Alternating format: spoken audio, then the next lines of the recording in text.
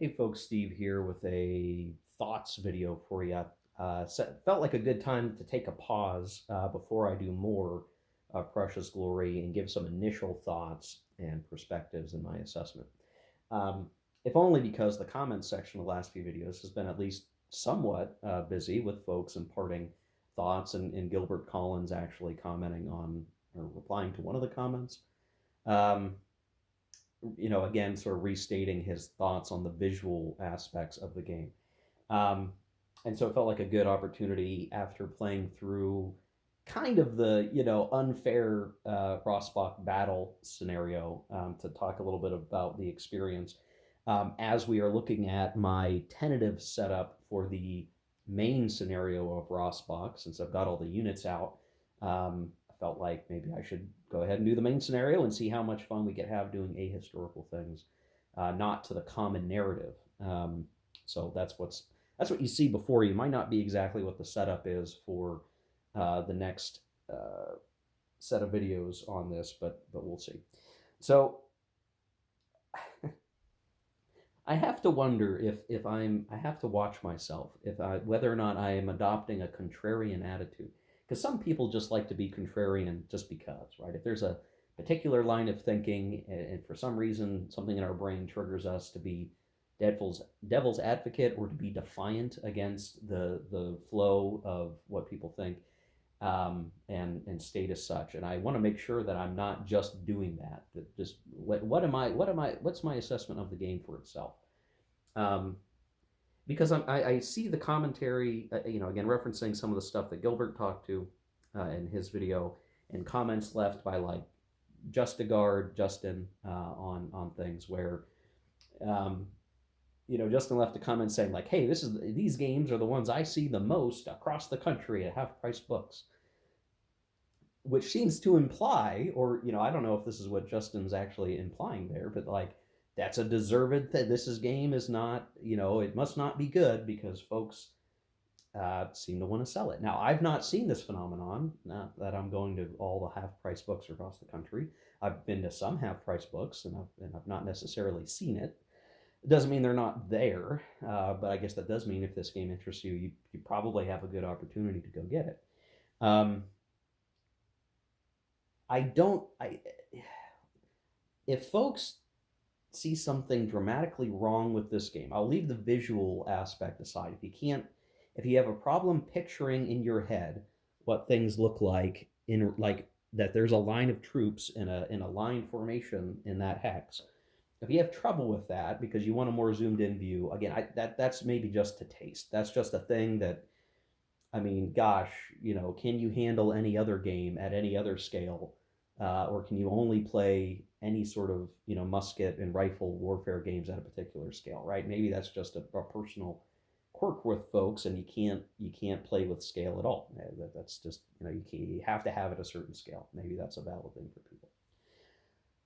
So far, I've not seen any reason to think of this game as bad, right? I don't see it. I don't see where there's a bad aspect to the game necessarily. I think the morale track system is a little different than what folks are used to, and I think that's a fair thing to say. It could have just been a moving a marker on the track rather than using destroyed units and markers to kind of flesh out a morale system. I mean, I think it could have been an easier way to could have been implemented in an easier way. I'll say that. I don't think it's necessarily a bad way to do it. And it does add a little bit to the fun of getting to rack up destroyed units, and you smile with glee as your opponent's morale track gets filled out with units. That's fun. Um, and it does help, kind of line things up for counting victory points. So there's a little bit of like efficiency in doing it that way. But again, I think a lot of folks would just say, hey, just let me do a +1, -1, +2, or whatever on the morale track when these things happen. I can see where folks would rather do that.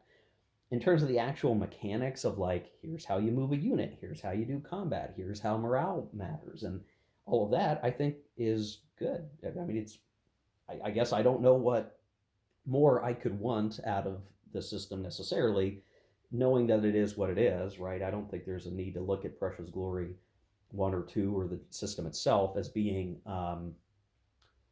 it's not a revolutionary game, no pun intended there. Just it doesn't have to be. It doesn't have to be the next great thing in wargaming, whether it's in 2002 or 2006. I don't think it had to be. I think it just has to be a pretty good, fun game on Battles of Frederick.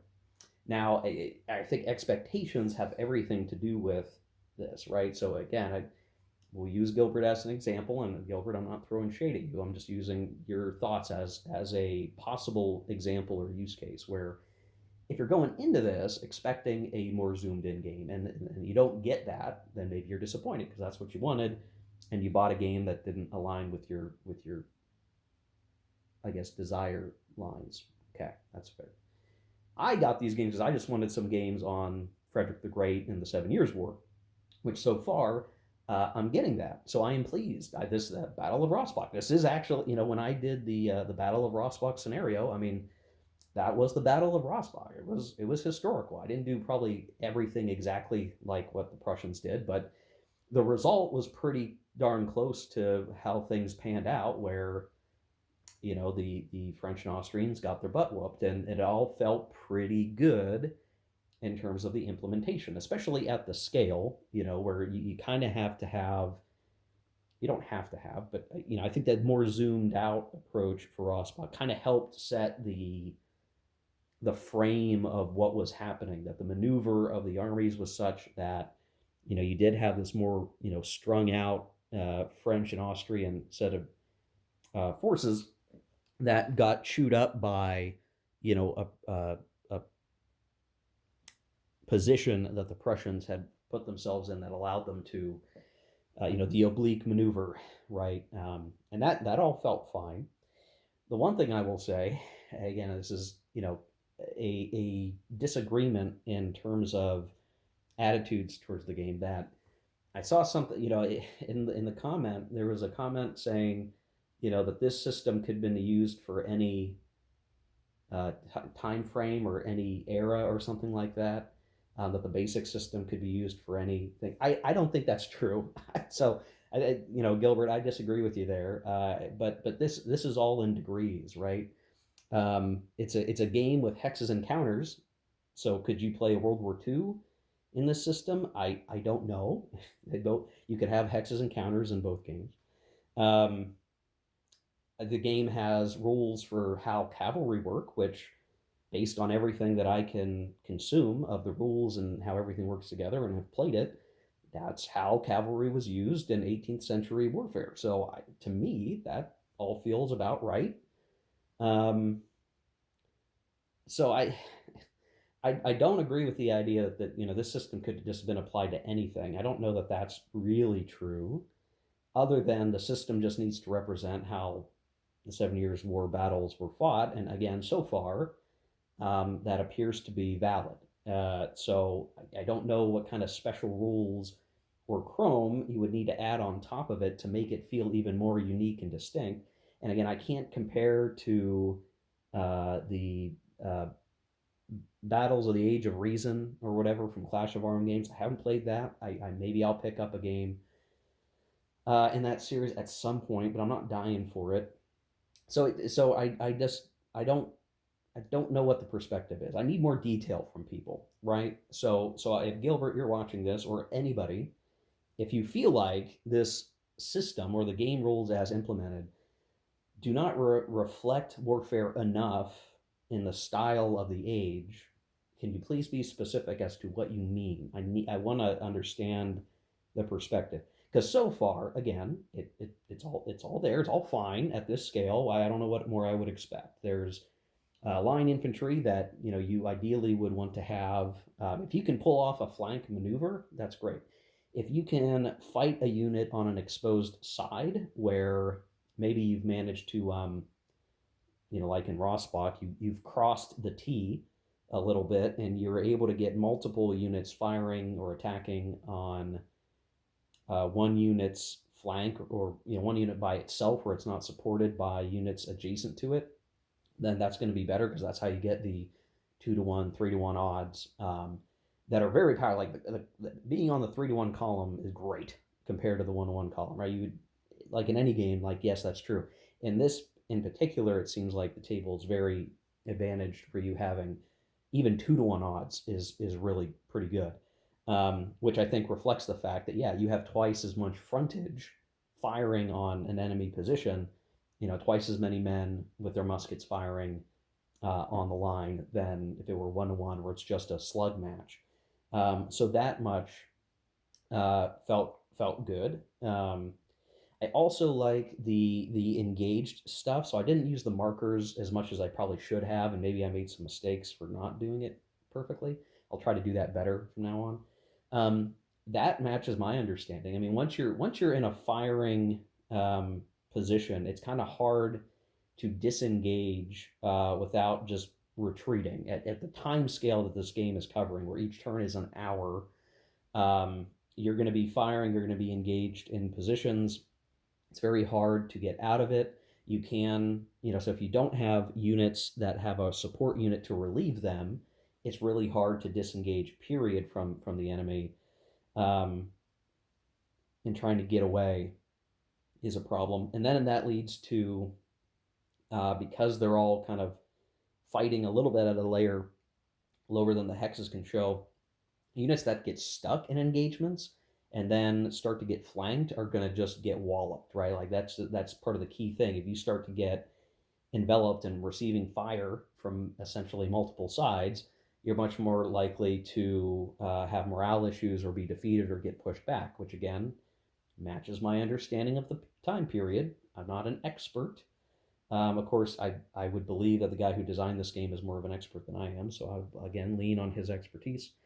And then the cavalry feels pretty good. So there's a factor where heavier cavalry will tend to have more shock value, which means that um, cavalry in general can be pretty good for different things, but the way that the rules and the modifiers work, which again I think speaks to the time period that we're fighting. This isn't a World War One game. This is not a 13th century game, or a 10th century game with Vikings or something. Um, if you manage to disorder an opponent unit or rout them, I mean that's even better. But if they're disordered, uh, or what have you, that leaves them open to being hit with a cavalry shock die roll modifier, which can be up to like +2, I think. And you're going to get that if you've brought in your heavier cavalry in, and you're going to use cavalry to their really good use, which is to hit disordered and disrupted enemies, and that die roll modifier can often give you a significant edge on your die roll in terms of just like the kind of result you're going to get without a +2 versus a +2. You add in a few other modifiers for morale or something else, and you're going to achieve some pretty fantastic results that you can turn into the sweeping charge. So like all of that, and of course you have the whole sweeping charge mechanic to begin with, which allows you to be rolling with momentum, leveraging your momentum that you're achieving to cause positions to collapse. And again, to me, that all seems to be in alignment with my understanding of the warfare of the time. Artillery is another aspect that I do need to admit that um, I kind of screwed up in the battle a little bit, if only because I did not realize, for some reason, when I read through the rules, I thought it meant that artillery could only fire once per turn, but it's once per player turn, which means that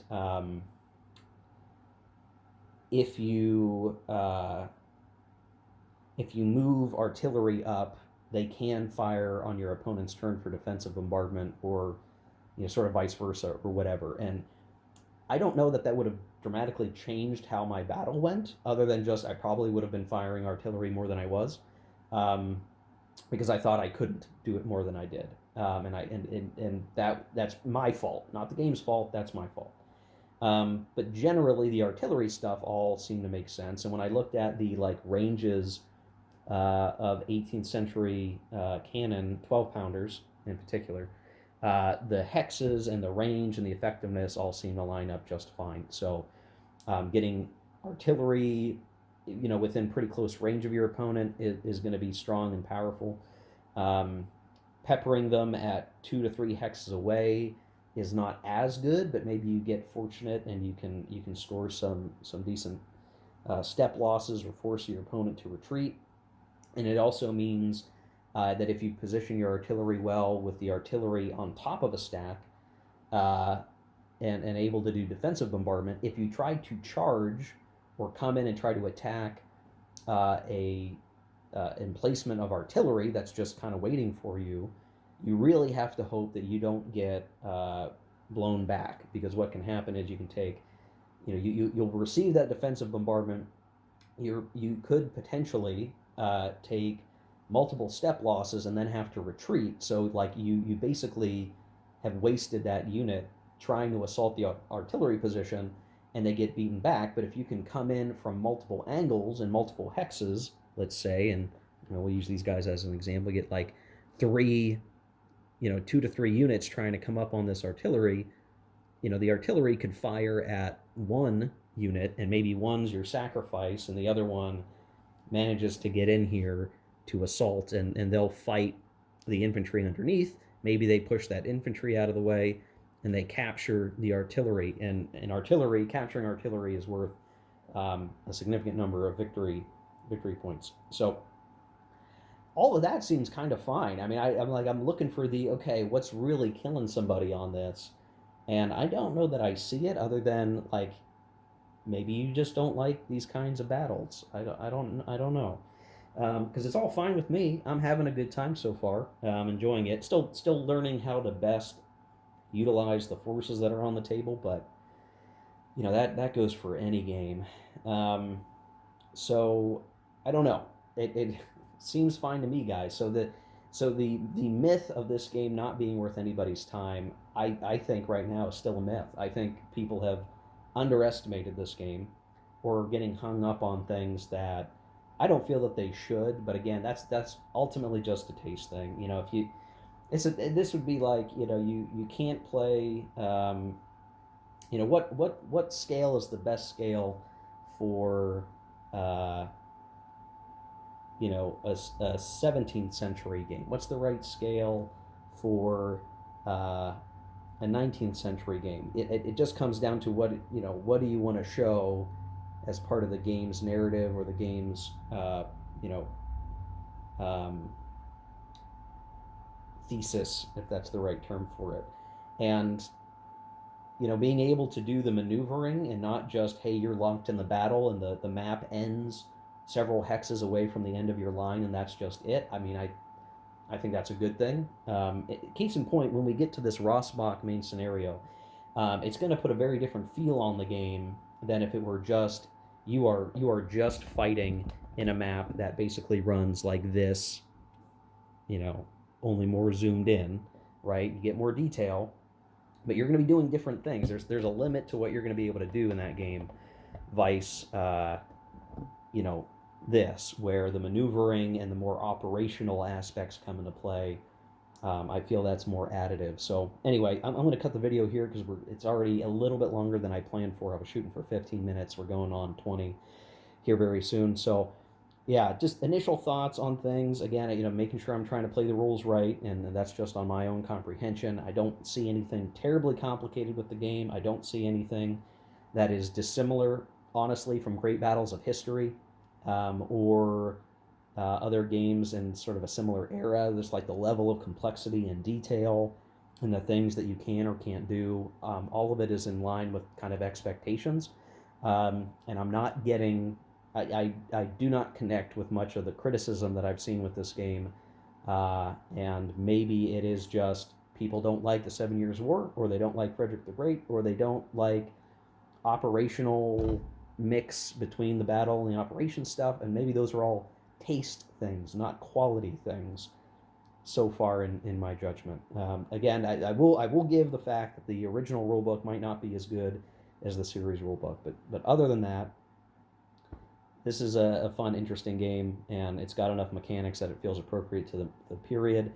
I would love to hear more details from folks on their opinions on this one. But get past the scale stuff. We've talked to that one already. But if there's other things that folks have issue with, I want to know, and I want to think about it, and I want to absorb that, into my considerations and give the criticism a proper thought and not discount it if it's valid. So anyway, thanks for watching, guys. Hope this is interesting to you. We'll see you in the next one. Take care. Keep gaming.